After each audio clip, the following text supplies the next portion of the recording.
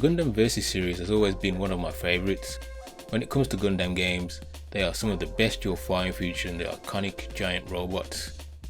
The Versus series started in Japan arcades in 2001 and then received ports to various consoles with a whole number of sequels and updates. I've pretty much been there for every release, as it's a series that constantly delivers good games. What some people don't know is that Capcom were responsible for some of the earlier games. Capcom, who are no strangers in the field of arcade games, creating classic games one after the other, and the Gundam Versus series is no different. I'm here to talk about the last game they worked on, but before we get to that, I will give a brief history of my time with the series. The first game, Federation vs Zeon, was a launch game for me. It was the first game I ever bought for my PS2. At the time, I had been watching Gundam Wing on Toonami, and like for many, that had been my first exposure to the Gundam universe. Of course, Federation vs Zeon didn't feature a single mobile suit seen in Wing, as that is a totally different part of the Gundam universe. But at the time, I didn't care. I wanted some Gundam action, and I spent countless hours on this game. Not long after that, we got Gundam vs Zeta Gundam. This is basically everything Federation Zeon was, but more. Being a fan of the Zeta timeline helps. This is what I call premium classic Gundam. The music and mobile suit designs, just some of the finest of the era. The home port of this game is full with so many extras. Once again, it was a game I sunk many hours into. Then we get to Gundam Seed vs Zaft. Now, I never played the first game, but I did get my hands on the second game, Zaft 2 Plus, and oh boy, this game right here is one of my most favourite Gundam games. When I think of the Seed series, it's this game I think of, not any of the shows. I probably spent more hours on this than I did on Federation vs Zeon, which is saying something. Even if you don't like the shows, this is just a really good game. The Seed vs games are where the series started to embrace the more arcade nature of things, meaning less realism in regard to movement and gameplay, with more over the top action. Some fans didn't like this change, so I stuck to the classic games, which I can understand. It's like you preferring Super Turbo or say X-Men vs Street Fighter. Both great games but have a different appeal. After Seed, we finally got Gundam vs Gundam. Up until now, the series had focused on one particular timeline, or a single show in the Gundam universe. But with this game, the floodgates were opened, and they threw every Gundam series together in a mighty throwdown for the ages.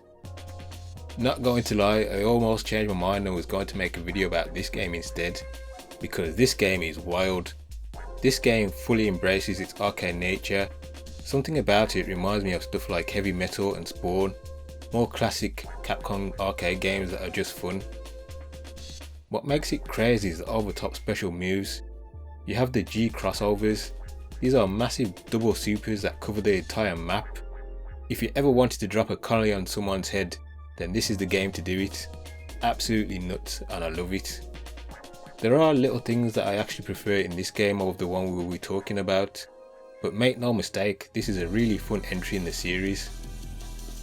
Then we get to the last game Capcom worked on, Gundam vs Gundam Next Plus. This game is everything a sequel should be. It built on the framework of the last game, but took things to another level.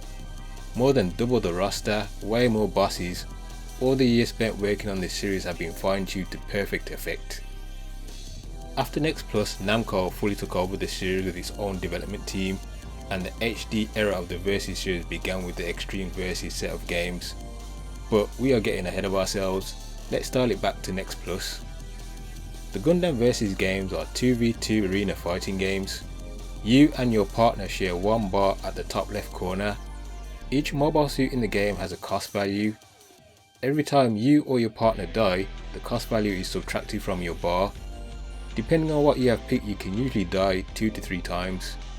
Next Plus is a 4-button game. You can press a combination of these buttons to perform other actions. Square is your main weapon attack, usually a fireball or beam attack. Triangle is your melee attack. Pressing the button multiple times in a row will do a basic combo. X is your jump and boost button. Circle is used to cycle through who you are locked onto. What's special to Next Plus is the next dash mechanic. This is similar to the V-Groove from Street Fighter Alpha. Just like those games, it allows you to do more elaborate combos by cancelling normal moves directly into another moveset. To perform a next dash, you simply press X twice real quick, right after pressing the attack button. This game is like Super Turbo, as in it's an easy game to pick up, but a hard game to master, which means you can have fun on the game no matter your skill level. These are the only games that I can get my non-Gundam friends to play, which shows you the appeal it has. This game had my favourite roster for a long time. It has all the top main suits from the various TV series and movies. During its release, Gundam 00 and Gundam Unicorn were the most newest Gundam shows airing, so it has a few of those mobile suits too. The roster was only topped many years later by the release of Maxi Boost On, which has pretty much everything a Gundam fan could want. However, I still prefer how suits play Next Plus over their extreme versions. Every mobile suit in this game has its own unique abilities, so Shining Gundam has its Super mode, Exia has its Trans Am mode, the Big O has its Resurrection mode, where you'll come back to life with a tiny bit of health and have some buffs in attack. This is what makes the roster so interesting. I believe this was also the first game in the series that allowed you to switch between loadout variants of suits, rather than having to pick a separate mobile suit. So for example, you can switch between all three of the strike packs on the fly, which totally changes your moveset and playstyle. Next Plus comes with loads of extras outside of your typical arcade mode and whatnot. You have Next Plus mode. This is essentially your single player campaign. You get put into various scenarios across different maps. You can increase your mobile suit stats in this mode and add skills and buy more mobile suits as you go along. You will also face mobile suits in here that are not in any other part of the game. This is just another part of the game that you can sink many hours into. When I put this on, I'm usually going into arcade or free battle mode to get my Gundam Versus fix. Many old school fighting games have secret bosses. This is something I've always liked. You're rewarded for excelling in your gameplay. You push the game so it will push you back. For example, Capcom Versus SNK 2 has Godrugal and Shinakuma as the true final bosses of the game. To get to them, you have to be perfect and get a crazy amount of points. It's the same in Next Plus. To reach the true final boss that I like to call True Seed Kira, you have to be almost inch perfect. You have to be quick and keep an eye on that timer for the bonus points. You or your partner losing a life will be costly too. Using continues is out of the question. You will just have to reset and go again. All this will lead to the game putting you on EX stages. This is a game throwing the kitchen sink at you in an effort to put an end to your run. I can't tell you how many times I've died by the tiniest of margins. That didn't put me off though, it just gave me more drive to do it. When you eventually get to True Kira, you have just one chance to beat him. If you fail, it will be game over, which reminds me of Dural from Virtua Fighter. You only get one chance to beat her in that game too. This makes the Kira fight truly feel like this is the final showdown. True Kira has 3 forms he goes through. You will fight him normally, then phase 2 he will call in his Meteor Pack, which allows him to do crazy amounts of damage. His assist in this mode is Afron tagging in with his own Meteor Pack. If you manage to survive that, Kira activates Seed mode, which lasts forever unlike if you picked him. Endless Seed mode buffs his whole moveset and speed. It is just pure adrenaline.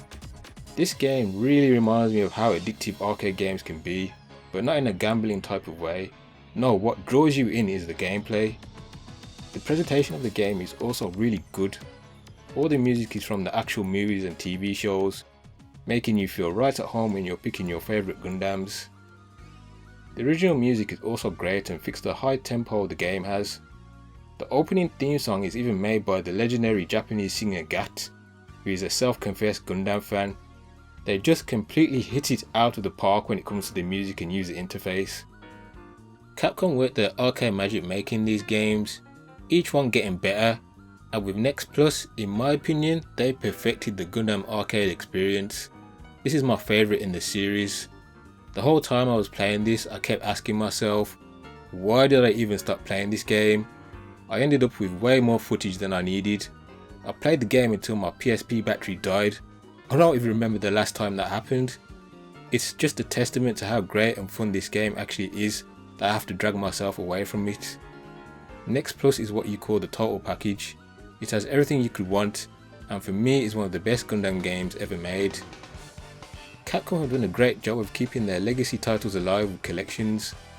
I would love if we could get all the Capcom Gundam Versus games on one disc.